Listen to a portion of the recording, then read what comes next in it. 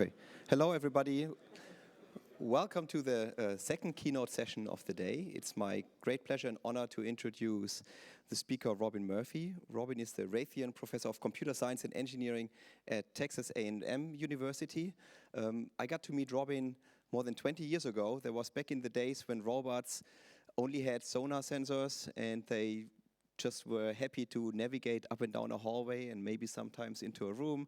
And the focus was just on how can we kind of use that noisy sensor data to build 2D black and white occupancy grid maps of the environment and navigate a bit around. And at the time also Robin was looking into Dempster-Shafer theory as an extension of Bayesian reasoning for sensor fusion and reasoning under uncertainty in robotics. She also wrote one of the very first, let's say, modern day AI robotics textbooks. Second edition will be out next month. Will be out. 650 books already sold right away. And then in around 1998, we were actually both together on a large-scale DARPA project. There was TMR, Tactical Mobile Robotics, I think, where the goal was to design robots that can navigate and explore in urban settings extremely robustly. These were robots that were threaded, that were able to, you could just pick it and throw it through a window and it would go into the building and don't break, and it would still be able to explore the building, and it could also go up and down staircases. And at that time, Robin was already starting to also work in search and rescue robotics.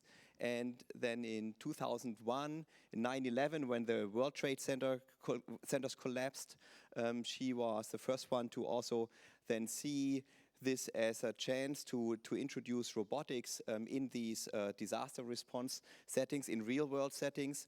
And I think after that experience, you could have done two things. One would have been the kind of typical academic thing is to say, okay, now get back to your lab and build cool algorithms that maybe 20 years in the future will be really useful in search and rescue. And I think she took actually the much harder path where she said, I'm going to build robots that can be deployed and can be useful in these settings right now. So she was working with the kind of technology that was available at the day.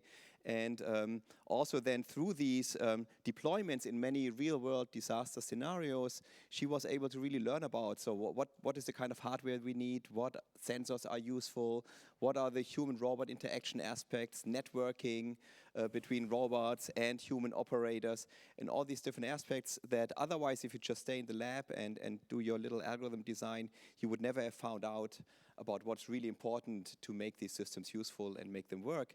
And today, I'm really looking forward to seeing her guiding us through her more than 20 years of journey through disaster robotics, where I think she's clearly the founder of this whole area. Welcome, Robin. Thank you.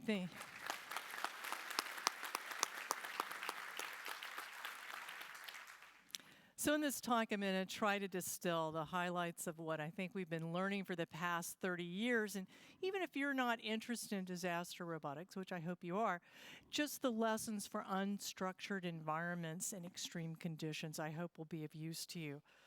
But speaking of disasters, okay, this worked before.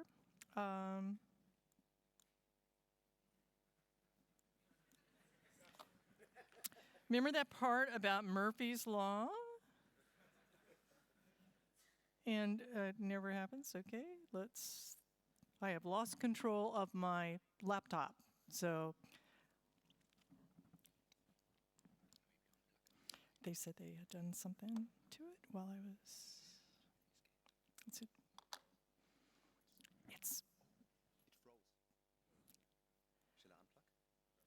I know you tried to install something and set this, when I disappeared. Not that I'm blaming it on someone. I am. Okay. But I came back and they said, oh, we fixed it for you. So this is where we're at now. Okay. It's very fixed now. Could we just not? Yeah. I can click myself. It's okay. No. It's for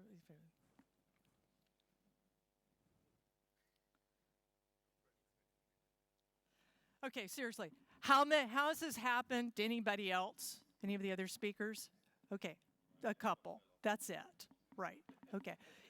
Murphy's Law. We should have that in all languages, right? Of course.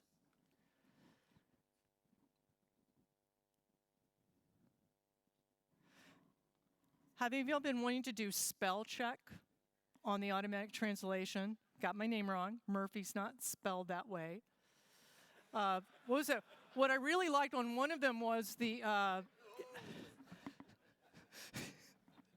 was one of the talks. Was talking about a decomposition, and they said something, and it got translated as marsupial. And I was like, haven't heard cellular decomposition put that way before, but okay. Oh, good. That'll take a while.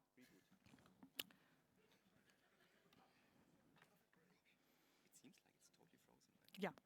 No, I would put it under the totally frozen category myself. And we had this working, the videos, everything. We had checked it out. Go figure.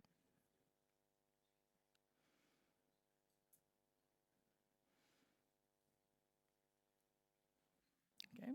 I now have the little Apple sign coming up.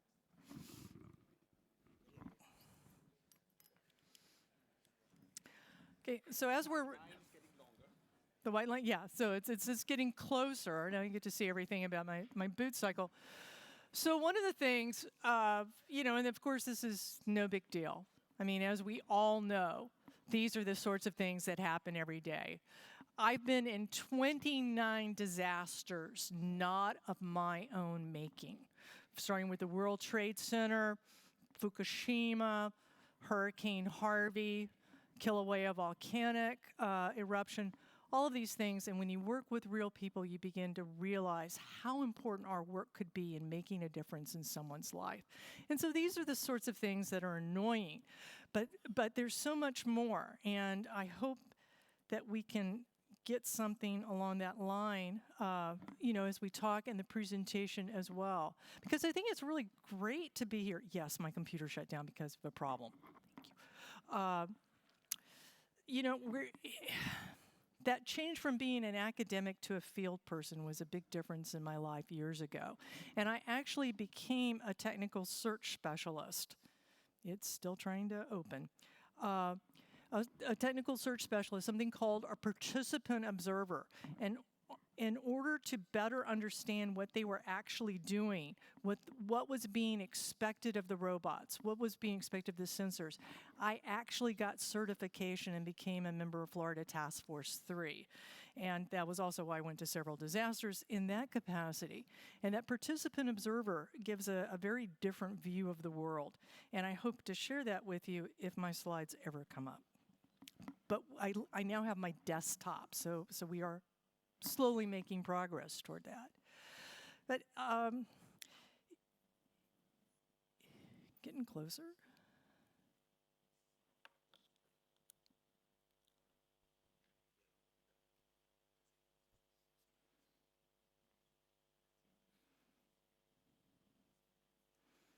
Oh, that's good.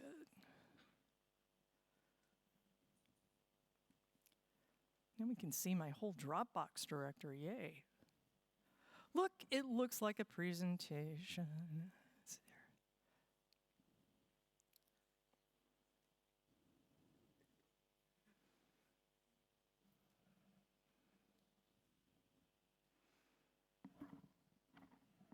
Think we're there. Yep. Thank you. Thanks, Ed. And this pretty much sums up unstructured environment in extreme conditions. But seriously, the biggest disaster last year was in September. It was the Indonesian earthquake and tsunami. Close to 3,000 people immediately killed. 330,000 homeless. Your guess is as good as mine as how many will die because they were ill to begin with, or being moved around, or bad water, or what that means, and whether they'll be in poverty or more poverty as a result, almost certainly according to that. And so if you're like me, and many of you are, roboticists, we love robots. What if we had unmanned systems, unmanned aerial systems to scope out? underwater systems to help with, to figure out the bridges, the infrastructure, the debris, what's going to block ships coming into that port with relief supplies. What about ground vehicles to look in collapsed structures? And where are we on that? Well, that's been the question of my life since 1995, since the Oklahoma City bombing and since the Kobe earthquake. And Satoshi Todokoro started in 1995 as well because of the Kobe earthquake. Both of us have been working to this. Can we get to a science of robot systems for disasters? Not just put them out there, but where's the science? And so this is what I hope to be able to share with you. And in particular, I want to look at, what do I mean by unstructured environments and extreme conditions? And then what does that mean from a robot design? Because there's a platform design, but there's also the system. Where does the human come in? What do we do there? And I want to illustrate progress towards a science, because I think we're there now, by describing how we currently select a robot system for a particular disaster mission. So you're going to spend a little bit of time in my shoes, see what I look for in robots and situations and what I have to do, and see how that impacts how your work can help that out, because you need lots of help, as you can tell, just getting a presentation to work. And then what are the basic research opportunities as well as technology transfer? But I think getting to a science of disasters is hard, right? We were, in 2001, the World Trade Center was the first use of robots for a disaster. We didn't have very good robots. We didn't know what we're doing, and then it's just like, that's just kind of throwing robots at the problem. And I think that's in part of that is because we think of science as being like physics. And originally, physics started out with a lot of natural world observations. And then we saw with Galileo, you start taking this idea of gravity and really start tightening it up with some stage world. And then now we're at the formal theory stage. And once you're at that stage, then you can take your theory and push down. But here, we're at a disadvantage because even as of 2013, robots have been used at less than 40 disasters. So there really wasn't a good corpus of data to look at or generalized. And what's worse, robots are always hard to put into a new domain because first off, we have to build them. And it turns out the public safety environment is particularly bad, particularly picky, quick to reject technology. So you build something, and if it's not perfect, you're out. And it's expensive, time-consuming iteration there. But the good news is, after 20 years, I think we've got now more robots, great ideas. They're also being more frequently deployed. The Center for Robot-Assisted Search and Rescue, of which I'm a member of, is now up to 31 deployments. As I've told you, I've been at 29 of them. Trader, Nifty, some great projects out of the EU. You saw Matt Travers with the CMU Snake was down at the Mexico City earthquake last year. And DARPA is now having a subterranean challenge, which is not as hard as some of the situations we've been in, but what a great step forward. Okay, so now we're getting that. So the time's ripe for scientific progress, so let's get into some of the details. And the first question, what are unstructured environment and extreme conditions? And then we'll talk about what the ramifications are for that. So I'm going to play this, please. We're going to play this video. Be sure and watch for unstructured and extreme conditions. See what you think make this hard for a robot.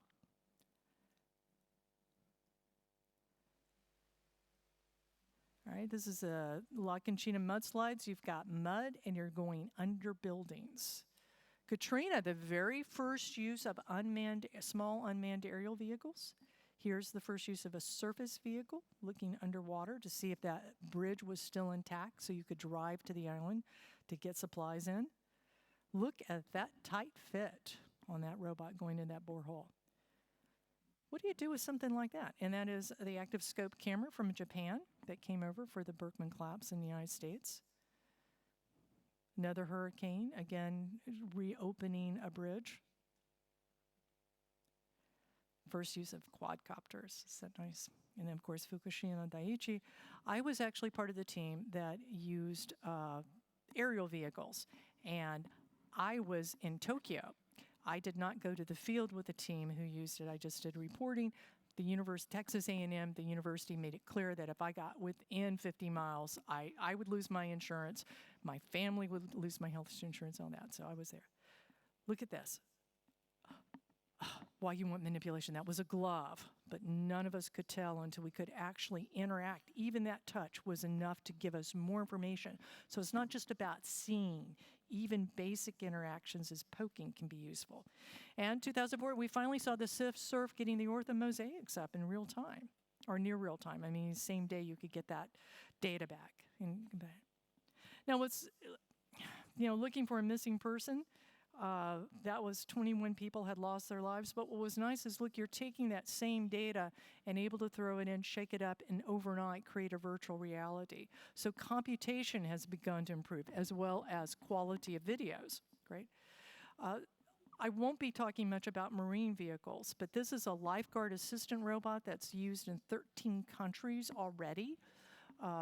You've heard of Baywatch, the Los Angeles County Baywatch team, Beach and Harbor. They've been using it for about 5 years. We'll talk more a little bit about Hurricane Harvey throughout the talk, but we're looking to fly that Falcon 8 under the bridge and look straight up over water. And same thing here. How many of you fly UAVs? How many of you are kind of getting nervous? We're flying over water if anything goes wrong. Yeah, the more experienced of us are nervous when we see those kind of videos. The volcanic eruption. That's filmed with natural light. We're at 1,000 feet in the air, and we can still see that clearly because there's so much energy being put out. And see, again, now we're beginning to move away from interesting platforms, but what are the ways to composite the information to make it comprehensible for the users? And so that's some of the things you see. All right, well, some of the things you could see or you could infer is that unstructured work envelopes for the robot are going to be deconstructed. They're not the same as they were before. They're destroyed. So any a priori knowledge you have is unpredictably wrong. It may be wrong, but we can't tell you how, just that it will be. It's irregular. The physical characteristics aren't uniform. It's unpredictable. There's temporal variability. If you start looking at a flooding event, things will change over time. Extreme conditions. Either huge, like the tsunami, 400 miles, 4 times larger than Hurricane Katrina in the United States, or really small. We were trying to get in really small spaces, like you saw in the building collapses. You're operating at the boundary conditions. It's super hot. World Trade Center, 350 degrees. Yes, I know I'm doing imperial. I'm sorry, I should have converted. But really, as hot as you cook food, the robots were supposed to go through. They were melting the tracks on the robots. What about water? Being waterproof. And then it's an emergency. Every minute counts particularly during the first 3 days, where there's life-saving or mitigation.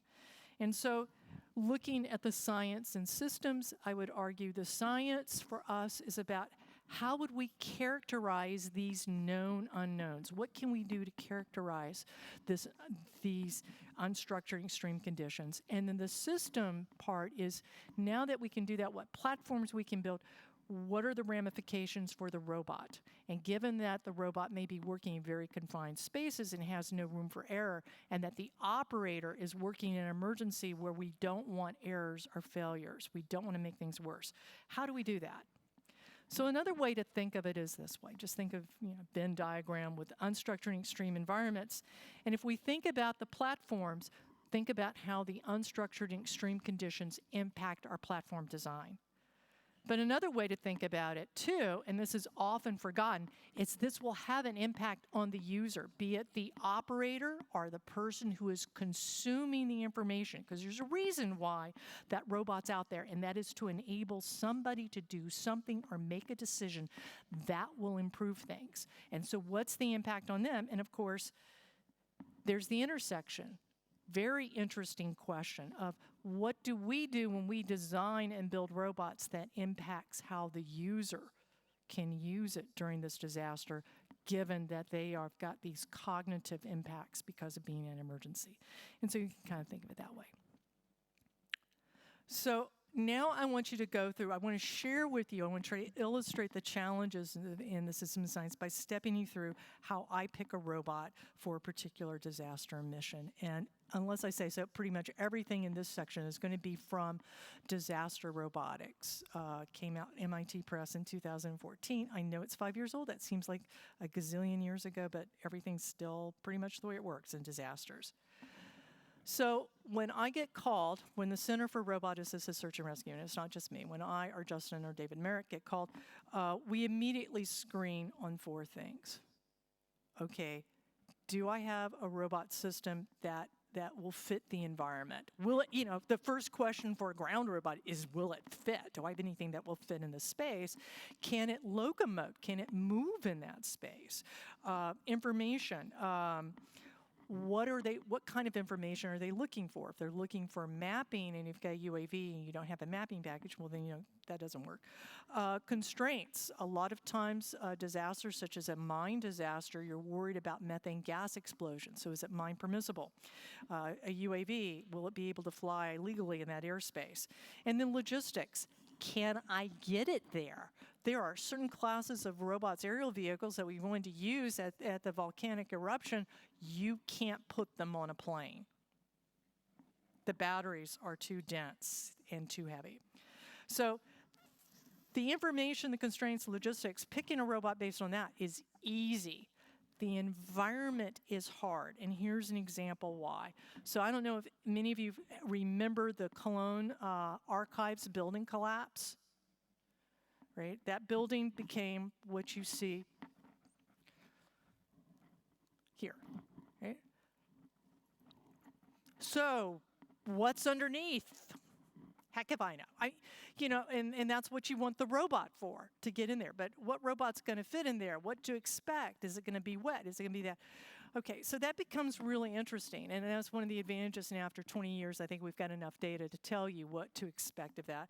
But here's how we start formally characterizing that environment. What kind of regions do I expect? How am I going to get in there? Ingress, egress. So have I got a big hole to get in? What are the changes in the workspace? Am I expecting to have to go through kind of narrow pancake collapse where everything there, and then I'm going to find a big void? Like if this building collapsed, we'd probably have some voids where the ceiling would come in the middle over to this side. In some parts, it'd be very tight. So what am I going to expect? Scale. We've already talked about scale in terms of will it fit in that size of the region? And traversability. Will it be able to move? So one of the first questions they asked me at the Cologne, Germany archive collapse, they said, well, we have all of these documents back from 800 AD, what will these robots do? And I looked at them and I said, well, the tracked vehicles will most likely, if we run over the documents, crunch them up and make muddy tracks on them. And they said, yeah, that's pretty much what we expected. Okay, so these are the things to think about, with there. And wouldn't it be great if we can generate dimensionless numbers, like a Reynolds number that we have in fluid flow that tells us what's going on, that we can now compare, we can scale up or scale down in our test beds. We can say, well, this snake is really big, but it moves a certain way. I have a smaller one, it moves a different way, but if I build the right scale of test beds, I can say whether they're going to work, which one works better. So that's what we'd like to do. So let's take the Crandall Canyon mine disaster, which has sound. On August 6, 2007, 6 miners were trapped or killed in a collapse of the Crandall Canyon mine in Utah. After 3 rescuers were killed and 3 others injured trying to enter the mine on August 17th, the Mine Safety and Health Administration, or MSHA, considered waiving standards for the operation of potentially explosive equipment in coal mines, and on August 21st began the process of allowing a robot to enter through small boreholes drilled from above. In 3 days, the Nucton Services of Canada constructed a variant of their teleoperated waterproof robots to be connected to a PipeEye International tether and controller system. The 70-pound robot had a camera in front for navigation and was deployed in a flattened condition. It then exited the hole and raised a 10-inch silver Spectrum 90 pan-tilt zoom camera with 200 watts of light. The robot had to be deployed from rugged conditions on a mountaintop 10,000 feet above sea level. It had to travel 2,000 feet down an 8 7/8 inch uncased borehole. It then had to pass through the steel mesh that holds up mine roofs. Once on the floor, the robot needed to crawl up to 1,000 feet, dragging the tether. The robot experienced numerous difficulties as it went down 2 boreholes for a total of 4 insertions. The robot got to within 10 feet of the mine opening at hole 3, but could go no further due to protrusions in the hole. Approximately 8.5 gallons a minute of water and debris were flowing over the robot, fouling the camera at each hole. At hole 4, the robot was finally able to enter the mine with both cameras covered in water, debris, and drilling foam. It slid into place and was able to show that this part of the mine had collapsed due to microseismic activity. There was no reason to go further, and after a day of effort, the robot re-entered the borehole. On ascent, however, the robot was lost about 52 feet from the surface as the borehole eroded and showered boulders on the robot. On Friday, August 31st, we told the families we had done our best, but the robot long shot did not pay off. MSHA then closed the response. This effort highlights the need for additional research and development in self-cleaning sensors and sensor placement, mobility, power and communications, and human-robot interaction. That was 2007. I'm not sure we've made progress in any of those areas sufficient to do any better than what we saw there. But in terms of an illustration of how to think about this, the first thing I want you to know is the regions. And I actually drew this before we actually began to enter the mine. I was doing PowerPoint to explain to the families what was going on. Okay, so you've got 3 different regions where you would expect different behavior from the robot. One is it's going down this long, narrow borehole, very tight. Then it's going to go through that fencing area, and it's going to have to do some contortions. We knew that was going to have happen. And then we're going to want to be sure and try to protect the cameras as we slid down all of this drilling foam. And we didn't know if there was any gear, any equipment, mining equipment, but we were going to try to take a big look here and then try to angle it and try to go this way rather than into the possibility of colliding with equipment and, of course, getting jammed underneath it. So regions. And that may seem, like how many mine disasters we're going to do, but more recently, think about the Thai cave diver. One of the things that made that hard was it was part through a tunnel, then part underwater, then part sort of half and half. And Elon Musk created, we've got a robot that can do it. No, you got a robot that can do part of it. It doesn't matter. It's got to do all of it. And we've got to start You've got to be very clear about what region it's going to work for and is it worth the time and effort to haul it out there for that region? Does it occur enough to have it? So that gives you an idea. And again, if you think that 8 out of the 13 unmanned ground vehicle deployments that I know of has had at least 2 distinct regions in it. So if you get it working for this, there's another region or another environment that you have to get it if we want to. Now let's talk about scale. I talked about fitting into the environment is a big thing. So trying to get to a dimensionless number here. So we've got the idea of if something's really, really big and easy to work in, which is what we do most of our robots, right? We don't want to hit anything, okay? So the environment is very large compared to the agent. Here, this is smaller. This is really hard to get through, clearly. And we call this confined space in OSHA and occupational safety standards. And then we've got this. Here's a sand lizard from Dan Goldman's work. You see, it's actually bigger. Its characteristic dimension is bigger than the actual grains are. So it's burrowing. Now, what's the difference about why 2 characteristic dimensions of an agent? Well, for us as human, our characteristic dimension is really, for these types of spaces, is our shoulders. That's the quickest way to estimate whether when you're going into a tunnel, whether you're going to be able to turn around in place. which is a big deal for safety if you're sending somebody into an underground confined space. If you have to back up, something goes wrong, and crawl out backwards, that's much slower than turning around in space. Okay, so it turns out it's 2 widths is usually there. And so we're going to see something similar with, I argue if we see something similar with robots, is that here we're in a very nice region, you know, the packbot can get around, it's fairly easy to navigate. Here we're in a constricted, you see this is an Helios that's flying in between some pipelines very, very close, and then we don't have any commercially available burrowing robots right now, so that's just an empty part. Okay, and the characteristic dimension on a packbot is its width, because it's about where it turns. Even though it skitters, it's about, you know, it has to turn around. It takes a little bit as it goes. Okay, scale as a dimensionless number. So if we start doing it this way as a division, you can see we've got granular, which is hard, restricted mobility, which is hard but not as hard. You know, this currently right now this is pretty much impossible in the field, although the theory's getting great. And then here, easy peasy, I think is the universal term for that. You know, that should be straightforward. It's as spaces you can get into. That's that. Guess which we never get these spaces, except for Fukushima, spaces that are easy to work in. Now another, think of this as an orthogonal axis. So we've got size, but we also have this impact of a general bigger idea of traversability. And we've got some nice work that Grant Wilde did of going back and looking at the animal literature, how they do, you know, burrowing animals and animals that may go in tunnels and go around, and how do you characterize their movements? What are the metrics that they use?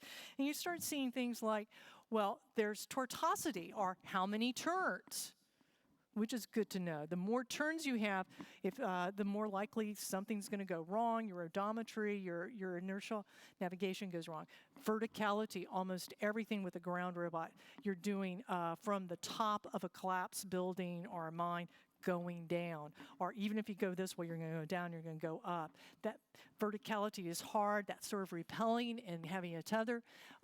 Favorable surface properties. Be great to have favorable surface properties. Mostly we get mud. Reverse the severity of obstacles. We've already seen talks on risk about that. And then the accessibility elements. That's always the one everybody forgets about, including myself. Accessibility elements is like doors or windows. How do you get in and out of a region? Stairs. Fukushima, that was a problem, right? The packbot could go, then they wanted it to go up, but they didn't have the right flippers, so it was not successfully able to go up the stairs to continue looking at the reactor building. Okay, so these are things that we need to be thinking about, how we're going to compensate for it. Because, you know, users don't think, well, we got most of it. It's not usually acceptable for this. And if you think about this, put that scale and traversability as an orthogonal, and think about from the human side, you see up here you sort of think of, you know, normal movements, the responders are working in things that they can normally do. There's some that we're going to be working around that confined space below grade. We've got to have protective gear, we're going to have a tether on us, you know, all these things. It becomes much harder if we're doing Fukushima. All of a sudden we've got so much hazmat stuff on us that what was open space is now less open space. And then we've got down here where a human just can't get into those spaces, some of the pipes, some of the tunnels that we have built there. And if you think about for a robot, if you're building robots, there's really not a lot of competition. Right? People in an emergency can outperform a robot. They're going to do it if they can possibly do it. If there's another human's life at stake, even at Fukushima, knowing that you're going into death, you would do that. These people have sworn to give their lives for us. They will run in after us to try if there's any chance to get us out alive. Okay, if not, they're not going to, you know, risk their life for that. All right, now here, a person can get in there, but it's very slow and cumbersome, so the robot needs to be more efficient than a human, or else we'll again put the human in, and probably smaller, which will help with the efficiency and go faster. And then here, this is our only option, is to have the robots. And so you're not going to be surprised, I'm sure, that the majority of UGV deployments have been exactly in this region. 3D, having to do the verticalities, which is really hard for people to repel and stuff in tight spaces. Smaller spaces where it's really hard to get people into. That's where we tend to use it. Okay, so in recap, that should give you a little bit of information about platform design and some of the ideas of unstructured and extreme environments. So let's go now look at the user and what would the impacts of those types of platforms be on the user? And it's negative. It's not a happy place. I'm not saying there may be nothing, there are things we have to try to do about it. It is what it is. But once you get into that restricted maneuverability, the robots at risk of getting stuck are a problem. It's an extreme environment. They're at risk. Now, on top of it, the operator's viewpoint is restricted. We're not even talking about the bad user interfaces that typically accompany robots. If we're going down a narrow pipeline, we're only seeing this far. We've lost our ability to see. And often we don't have enough room to turn or do this because it's so tight. So now we are cognitively disadvantaged. And if anything goes wrong, I can't see. I can't look around. I don't have tactile sensing. I can't figure out what's in my tracks. I don't know what I'm high-centered. I don't know what to do. So keep that in mind on the platform design. All right, so that's what I've got to second guess. Now, once we're on site, I know the operators are going to have problems. There's going to be whatever robot we pick, there's going to be some quirk that we're going to have to work around. Plus, and I'm going to talk about this more, is there's going to be physiological and psychological impacts just by being at a disaster. So we're going to put that in a category. And we have to worry about logistics. So we got the robots there. How will we get them to the site? And the idea, we're going to wheel them in on a Pelican case, which is what one of our team members did for the ozone mudslides. It's like, no, we're going to be hiking a mile up that mountain, that mudslide, where it's not a complete mudslide, but it's muddy, and then we're going to hike a quarter mile down a kind of steep, and then we're going to launch from there. How will you be carrying your fixed-wing UAV in the nice, pretty, beautiful Pelican case? And they were like, right, yeah. So does it fit in a backpack? So some things get out of there. And then we're going to be talking about risk. What's the risk that's going to fail in the field? Terminal failure for us is we don't get it back. What's the problem there? Are there any consequences with that? Are there bad things? Is it just losing the platform, which is not necessarily the end of the world, but bad press, particularly for an agency that's very stressed out, the incident commander? They don't want anything bad to happen that makes them look bad. They got enough problems. So let's talk about operators. So operators have certain levels of skill. They have impacts of the platform design. But what's really fascinating to me is the cognitive workload. And you get this physiological and psychological impacts because there's time and consequence. It's an emergency, people's lives, environmental hazards, something important's happening. You've got to do it now, you've got to do it now, you've got to do it now. You are working through bad user interfaces. These are problems, we know that. And as a result, we start coming up with what's called mitigations. You can't fix some of this. You can't fix the fact that emergencies make us nervous. But you can do things like this. This is work by Jenny Burke that said 2 heads are better than 1. They are 9 times better than 1, particularly if you do what's called verbal reporting, talking aloud reporting. So if these 2 people work together, even though they're looking at the same screen, they can confirm with each other what they're seeing, where they are in the procedures, how far they've gone.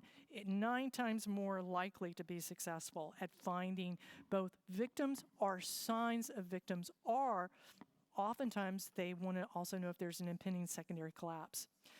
The classic one, 2 robots, 1 task. That's been, everybody who does robots been doing that since forever. Sewer pipe people, that's standard training. You know, everybody's like, oh, look, the PackBot, they brought a second one, so they got pretty pictures. No, as we know from manipulation, you want that extra viewpoint.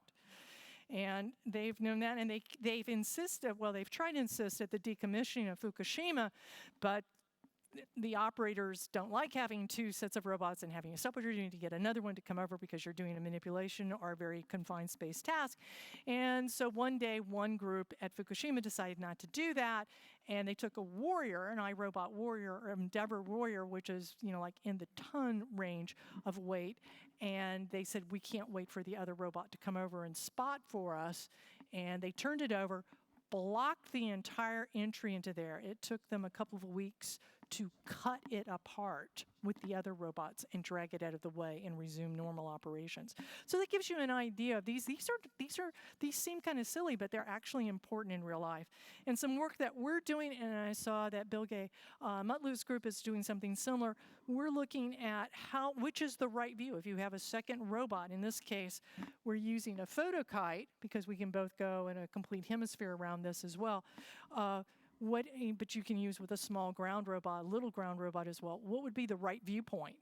Because as you saw with Murphy's Law, just getting a PowerPoint up, if there's a way to put the second robot in the worst possible location that doesn't help, could actually distract, I'd do it. So we need a formal theory of what's the right locations to put it in. But let's go to another part of cognitive impacts. This is the Kilauea volcanic eruption in Hawaii last year.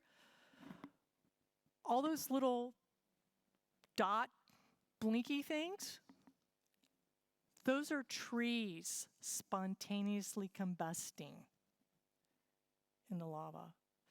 Pretty amazing.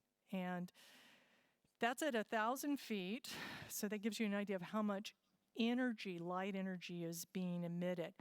What we don't have, because the UAVs don't record sound, is it sounds like you're near an airport and there are jet engines getting revving to take off. And every now and then you would hear something really louder than usual. And if it's during the day, you see something go up in the air. Well, that would be a boulder about the size of a washing machine. And basically the team that took that picture was right there. They were from here to the end of the room to the front of the lava flow. That's a little dangerous. That keeps you a little on your toes, right? Think that has an impact on your driving a robot and being on top of things? Of course it does. And still see the same thing here. You're flying over, exploding lava. But here, you can see better, this is actually sulfur dioxide, which is poisonous to breathe. Okay, that's great. It's not just where you're flying, it's where you're standing.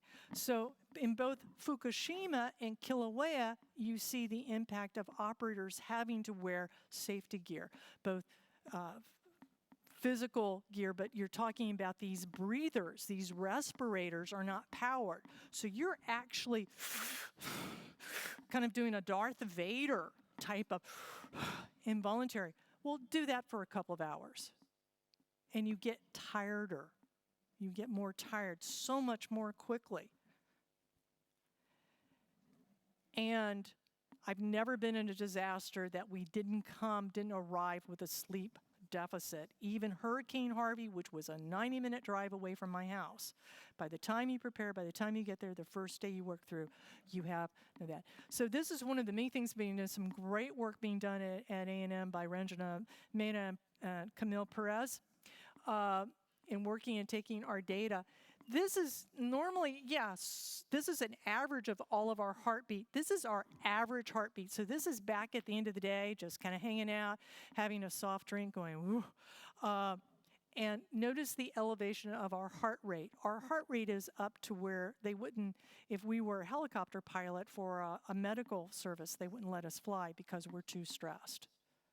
So clearly we need to work on that, understand those types of phenomena more.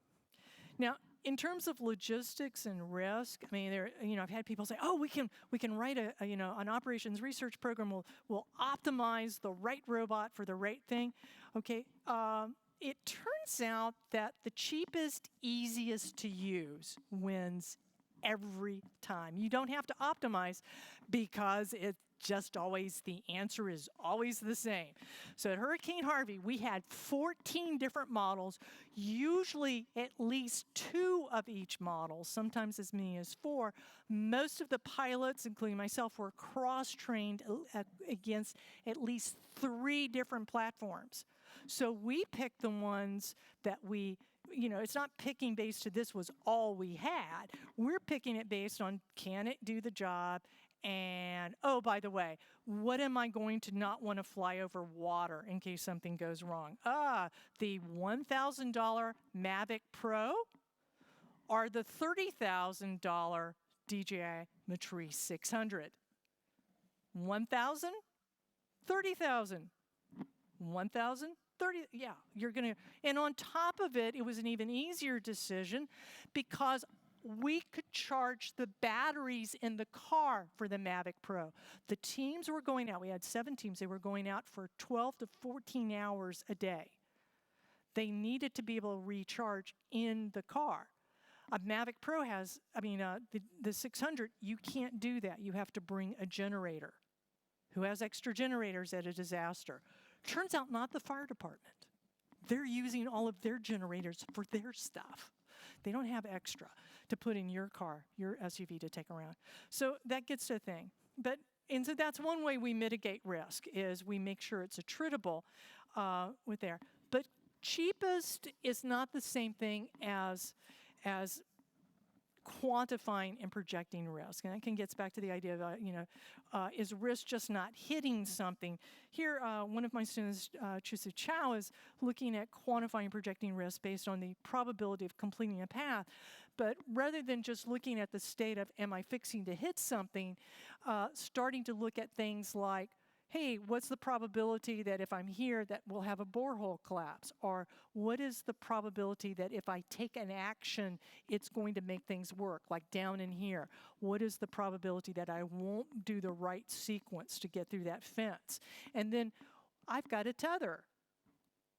What's the odds of it breaking? Which we saw in the video, it broke once. But then I'm down here. The more contact points I have, the more likely it's going to snag or break or complete something. So it's a very different way of thinking about the risk. So that gives us a bunch of things that we think about in platform design. What I normally don't worry about is duration. Isn't that weird? Because, what everybody wants to do, energy, right? We want better batteries, we want that. Well, it turns out for ground and aerial vehicles, marine vehicles are a different category, and I'm not going to be able to talk much about that, is that we don't necessarily need a longer duration battery to be effective now. The UGVs are using tethers. If you don't have an active tether where the power and communications come through it, that's a bad design. But the small order, the UAVs, we can show you since 2005 for the initial response phase, no matter what the disaster, the flights are on the order of 8 to 12 minutes because the responders don't want pretty maps of everything. They're like, I need to see what's over here. This is where the people are. Or this is where that levee or bridge is. That's my most important priority. I don't need to see the entire county. I just need to see these things. And so that it'll take us 30 minutes. Oh, no, there, yeah, okay, okay. And they start radioing in within 8 minutes. Right? They actually don't need a long time. They can see. Isn't it amazing? Humans as experts, we see so much. Now, there are some nice things, and I think Tawar gave a good talk about this at the Robots in the Wild workshop, is that what we don't need is, and then if we're going to run out, we're going to do return home things. I need to know, sometimes I'm going to want the robot to die in place, particularly with marine lifeguarding. If you can get the robot and the flotation out to them, you've bought time. Then you can get on a jet ski. Then you can work around from the people in the water to those people and get them if you can just get something to them. Do I have enough battery power to get to them right now, or do I have to stop now and change the battery? Because if you go out halfway and come back, you're totally wasted the time. So those are harder computations, well worth doing. And that's when we think of duration, but it's more in the middle of the mission. So we tell the responders and emergency managers who are looking at trying to use this, we say, you want to think about the environment, the information, the constraints, what you're doing with the operators, what's the impact on them, the logistics, the risk, the duration. But really, I think the mnemonic we tell them is recoil for D. Don't worry about the duration. Let's worry about all these other things as well. All right, let's wrap up and start talking about the research for basic research opportunities, of which I hope you are seeing. You're already seeing where your work can make huge differences to us. And so going back to that diagram, in terms of platforms, I think the two things that I really want is to see that ability to work in more than one region and to make that transition sectionally. And of course, the huge gap, we don't have anything that can work at the granular region, those burrowing. So Dan Goldman, you saw some of the work was being presented by one there on the lizards and things. I told him what I really want more than anything, my robot Christmas list is, I want a ferret, a robot ferret, right? Robots. Ferret can dig, can snake, and then it can do that whole meerkat thing and look around and get, just really polymorphic. That's what I want. I think we need more of that. And of course, we've talked about other things. But indoor UAVs, I don't need a UAV that can fly in this space. I need it to fly like you saw in the Elios's type of spaces. Okay, the platform and the impact on the users, we don't have enough sensors for a user to be able to use. I can't tell if I'm high-centered on a robot because everything's a camera in my wrist. Yeah, that's helping. All right, put a camera pointing only straight back, but I can't look down, or this is not helping. It helps, but not as much. Okay, so we need to think more about what about other, when we go to multispectral, to other dimensions, other things, how do we visualize that? How much of the computation of doing all those mental rotations can we have the computer do for us? That becomes really important. Viewpoint management, we've talked about that, and also with the platform are we testing well with users? And then with users, I think we've got a lot more work to do on capturing cognitive load, particularly over time in the field. You will be shocked. I know you are shocked to know that people in the field during a disaster doing life and death stuff don't want to wear those funny hats, right? Those caps with the electrodes out? No. Do you think they want to wear a Fitbit, one of those nice little biometric Fitbit? Okay. People take them off. Hey, you need to wear it on your dominant arm. That's where my watch and my timer is for my response. Well, you can move it to the other hand. No, we're moving yours to the other hand. Oh, it's not very comfortable after 14 hours in the field. Guess what happens? It gets taken off. If you're lucky, you get that back. So we've got a lot of work to do there to better understand, to build things there too. But I mean, as a roboticist, that may not be the most exciting thing. But the mitigation strategies are interesting to me. What can we do to improve the robots, but what can we do to work with them? Because, nothing's perfect. We're all going to have to figure this out. And trustworthy autonomy. I've got whole stories about autonomy where it's not been trusted, and for good reasons. Even though, I'm working AI, I'm like, yeah, no, I wouldn't trust it either.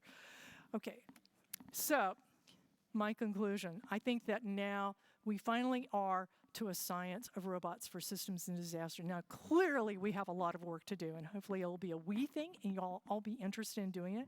But I think in terms of the systems in science, we now have a large enough corpus of data of enough types of disasters to start making some good generalizations.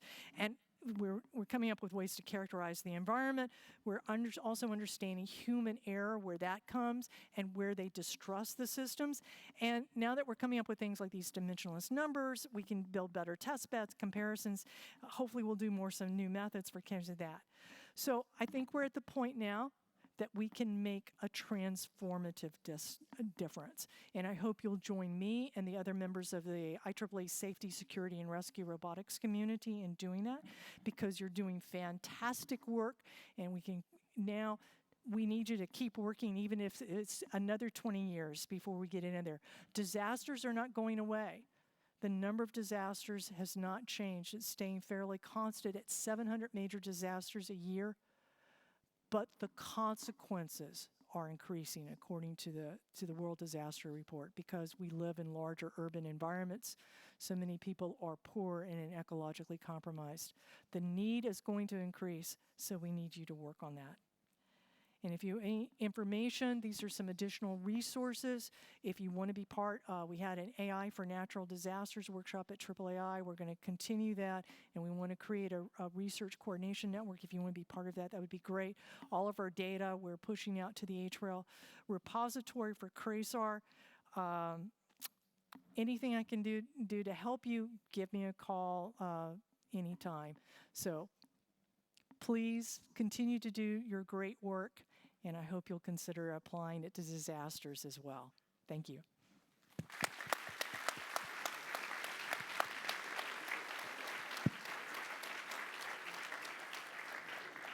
Yeah, thanks for the amazing talk. I'm sure many of you see some good connections to your own research, and I can well imagine there are some questions here.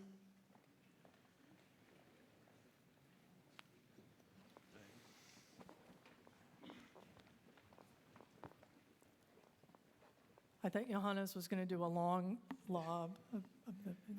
Thank you very much for this really inspiring talk. I think it's really important and great work that you're doing. I have a question, though.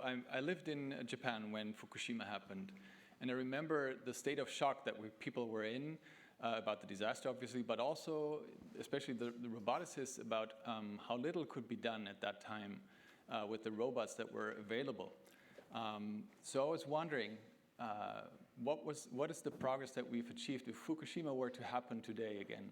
What would you think we would be able to do differently? And also, what do you think is the way forward for robotics to really help clean up the mess that's still there, all the nuclear waste and so on?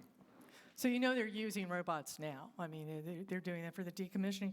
So part of the angst we saw in the press was interesting because, you know, there's Japan's not prepared for robots. It's horrible. That. Meanwhile, PackBot and the Talents were there in country, and they're like, and TEPCO refused to use them. They said, nope, we can't use it. Okay, well, flying from the United States, people who are trained in chemical, biological, nuclear, and you can start using them. Nope, it's got to be our people. It takes about a month to get up to speed to use robots for that. But we could use them, and then we'll train as we go, right? No go. So it wasn't that the robots weren't available or useful or could have been useful. There was a political, bureaucratic decision not to use them. Here's another example of this. TEPCO, I'm part of the UAV team, so I watch this happen. UAVs, there's wind and not everything's rated to run at wind. So Fukushima's on the coast. Well, it turns out mornings are fantastic times to fly a UAV. Afternoons, the wind builds up and you've got that. So would you want to fly a UAV in the nice, quiet, still morning and then not do it in the afternoon? And because you've got to worry about whether radiation is interfering with the electronics on your UAV. You've got enough things going to work. No, the Japanese said, no, we want you to fly in the afternoon. And the pilots were like, morning. Afternoon. Why? Who knew? Our best guess is that their reporting cycle expected data at a certain time, so they wanted us to fly then. And I was like, okay.